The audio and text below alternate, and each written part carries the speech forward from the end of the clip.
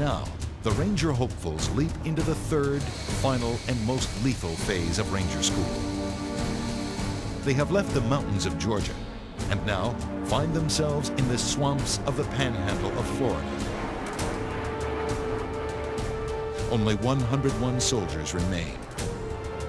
I'd say we're reaching the breakdown stage now. I think over the 5 days, you probably average, say maybe 1 hour a day of sleep, if you average it out. There's about 2,700 different species of snakes found throughout the world. With the new location come grave new dangers. The surrounding swamps teem with alligators and snakes. The ranger instructors running this class are trained herpetologists, able to handle the deadliest snakes in the world. No student dares fall asleep in this class.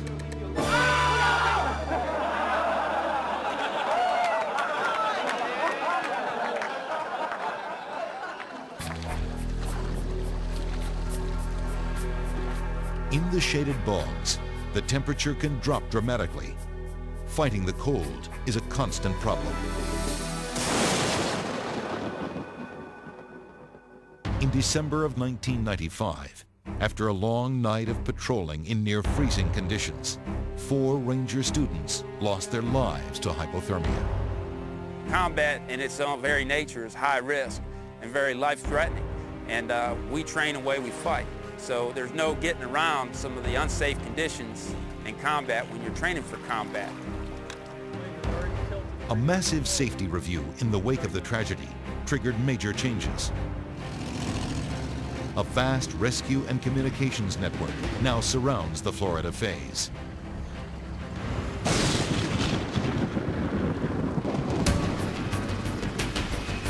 This final phase, like the others, is all about patrols.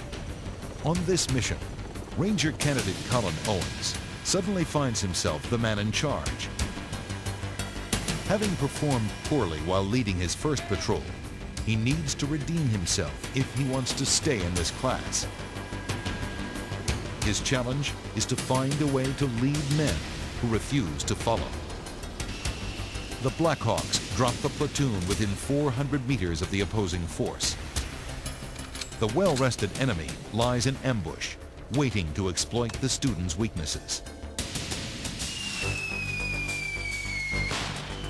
An enemy mortar attack triggers the fight.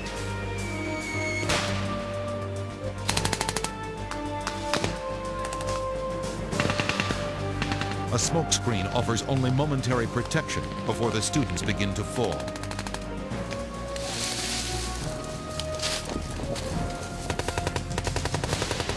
Owens swiftly devises a plan to evacuate his wounded men. I got one more right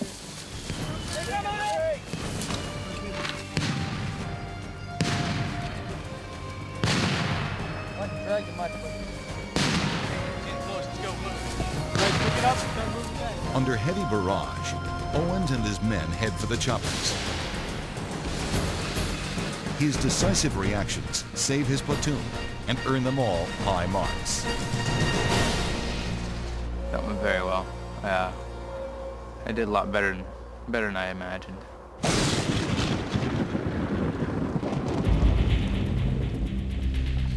The next mission begins with a 2-hour raft trip.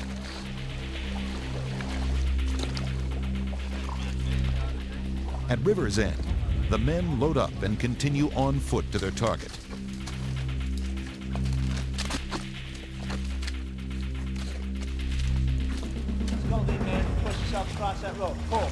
With the sun setting, the platoon is desperate to cross another river and stay on schedule.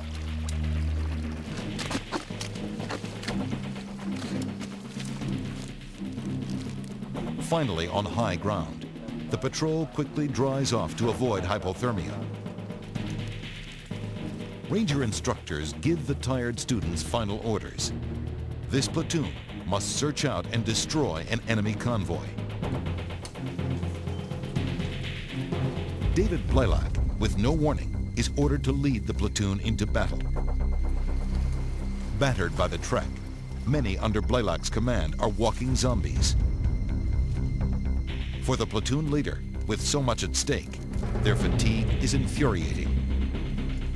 If you're not on a patrol and you're in a patrol base and you fall asleep on security, well, in a wartime environment, that's punishable by death. With their targets in view, the men finally muster the energy to attack.